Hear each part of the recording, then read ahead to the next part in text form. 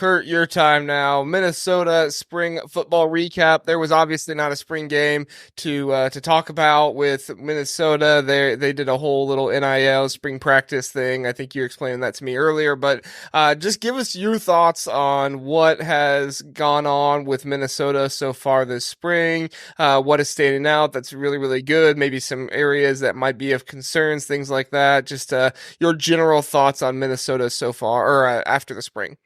Yeah. Well, this is not going to live up to Larry's rundown that he gave, which was really well done. Part of the reason is there was 3 practices total that even media were only allowed to, and only 2 for fans, depending on if you are part of Dinkytown Athletes, which is Minnesota's NIL collective.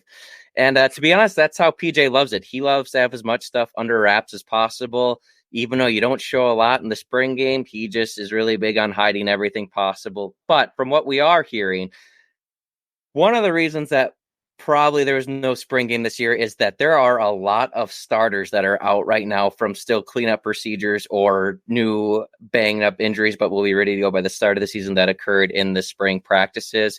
I know Daniel Jackson didn't practice for most of it, as well as Lemecki Brockington, who's probably our number 3 receiver this year. So, and a couple of our starting safeties also didn't practice at all. So with all that being said, it was tough to get a real judge of how everyone's looking. But the talk of town is Max Brosmer and the leadership he's brought to this quarterback room and just the offensive in general. He's been in the film room early, according to PJ, every day. And Drake Lindsay, who's our true freshman quarterback that they're really high on, has been right at his hip, learning from him as much as possible. So Max Brosmer's been the talk of town. He hasn't got to work with the number ones much yet, just because of the injuries we've had there. But from what I've heard, he's looked really good. Another thing that they've mentioned is that the running backs have been worked more in the passing game than we've ever seen in these early practices before. So, we've actually heard Darius Taylor line up in the slot a couple times. I don't expect that to happen a ton, but he did play some receiver in high school. So something they could wrinkle in there. And then, I've also heard very good things about Elijah Spencer, who will be probably the number 2 outside receiver behind Daniel Jackson. And the defensive end depth looks very good right now. So that's something that the Gophers haven't had a ton of experience with, this depth at the D-line, at least not in recent history. But the D-line looks pretty deep so far, at least at the defensive end position. So those are the positives that we've heard. And then just a lot of injuries that we got to get taken care of before the start of the season here. Mm-hmm. Rather have the injuries now than during the season. So, that's right. Get taken care of now. So, Zack, any thoughts or questions on Minnesota for Curt? Yeah, two questions for you, Curt. One is, I think I was as high on Tyler Nubin as JR was. Best safety, certainly the best safety in the conference, if not the country. How do you go about replacing him, and what have you heard about that safety spot there? And then my other question, I think the offensive line really was one of the problematic spots from a year ago compared to 2 years ago when they really had that great rushing attack. Obviously, Darius Taylor's been great, but what is your thought for those 2 position groups for safety and offensive line as you kind of hear what's going on in spring ball?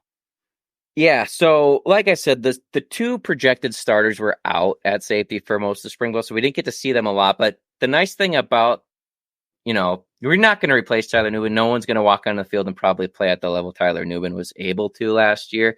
That being said, our safety play did struggle at times just with some guys trying to make too many plays and kind of getting burned in the process. But we have guys like Colson Bryson, Kerry Brown, Darius Green and Gooseby, those are 4 safeties who have all played before and have experience playing.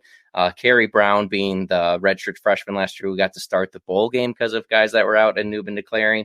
So, and then we also have Coy Perrick, who is the top in-state recruit that people are really excited about. How much we can count on him to contribute as a true freshman, I don't know. But a new defensive coordinator as well adds a lot of uncertainty, I would say, just of how it's all going to mesh together. But you're bringing guys in that have playing experience there. So I feel okay about the safety position. Probably not going to have as big of a playmaker like he lost in Nubin, but I think they'll do okay. The offensive line, I thought, and I'm not disagreeing with you, they weren't as good as probably a couple years ago, but I thought they were kind of put in an unfair advantage last year, just teams knowing we're going to run the ball on first and second down and then try and throw on third. I felt like they were working uphill for most of last year. They returned 4 out of 5 starters. They brought in some transfer portal guys to help out there. I think the offensive line, as far as run blocking goes, is going to be the strength of this team, just in what they bring back. Ariante Ursary, Gopher fans believe he has a chance to be a top 100 draft pick if he leaves us next year. He's a really talented left tackle, by far our best offensive lineman. And then if they can slide Carol Quinn into guard, he's been at tackle, and he's an okay tackle, but his strength is his run blocking, so they really want to get him to right guard. If they can get that to stick, I think the O-line will be just fine this year. Gotta have a good O-line if you're Minnesota, right? I mean, Yeah. Oh, yeah. PJ wants to run all the time. That's what PJ wants to do. Larry, any thoughts or questions for Curt regarding Minnesota's spring? Curt, what went into the, Max coming over there, and how excited is everybody over in Minnesota about him? I mean, you see in basketball a lot of guys who dominate at a certain level come up and make a big impact. In football, you see it too in certain positions. Obviously, quarterback's the most important position in football. So how confident are you guys?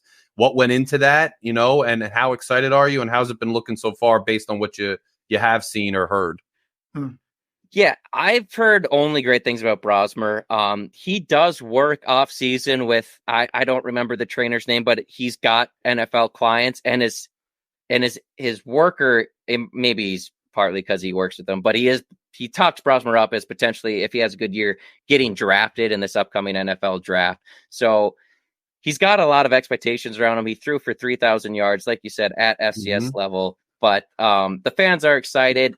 We just want someone that can complete the layups, to be honest. We know it's going to be heavy run, play action type game. We just want someone that can hit the shots that are there.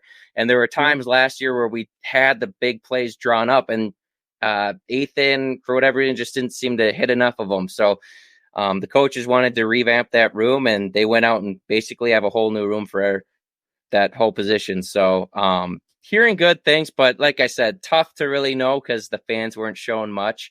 I know that the coaches want to improve and wanted to improve the receiver room, which they did bring in some transfer portal guys there, because outside of Daniel Jackson, no one's really proven it consistently. I just see a comment here about the tight end position.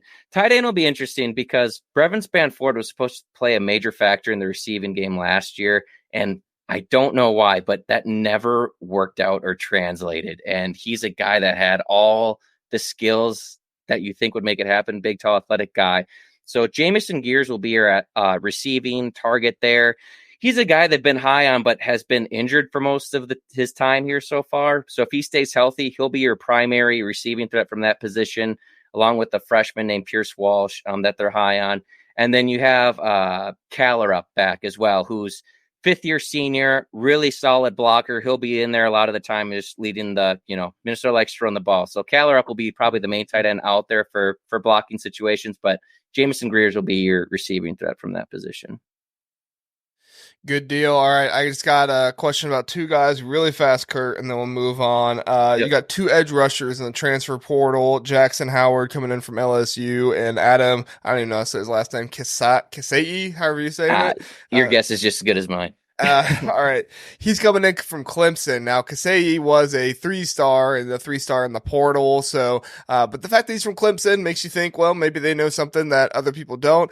He transferred out after just this spring. He was a freshman this year. And then Jackson Howard was a 4-star in the transfer portal coming in from LSU. That's definitely a team that can put together some good NFL talent. So somebody coming out of there, coming all the way up to Minnesota. I mean, that's got to be good news. Are you looking at possibly a deeper edge position for Minnesota, or do you think these guys are going to come in and most likely start for him this year?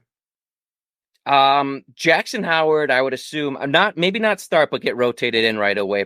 I hope it's behind Striganow, who's our opposite of Jaw Joyner. But Howard is from here. Gophers were in his final 3, so he's actually returning home to Minnesota with 4 years of eligibility. So the whole state was excited when he came back because we were so close to getting him the first time around. And so to have him come back home, and I'm guessing he'll get his shot right away to play. So he'll play. And the guy from Clemson, I'm with you. I can't pronounce his last name, but he was committed to the Gophers for a long time until Clemson, who was his top school of choice, offered him late, and they did flip him. I'm not sure what went wrong for him, or, he wanted to change the scenery for whatever reason after just spring ball, but he's back now. He is with the Gophers, which is exciting. He'll be a little bit more of a project. He's 6'5", but he's pretty skinny right now, so he's going to need some time to develop, but he's more of a quick twitch guy that can probably help replace Jaw Joiners. It's Jaw Joiners last year here, so definitely excited about the defensive end depth there, and I think it will be the strength of the defense. So very good, very cool. All right, appreciate you getting into that, Curt.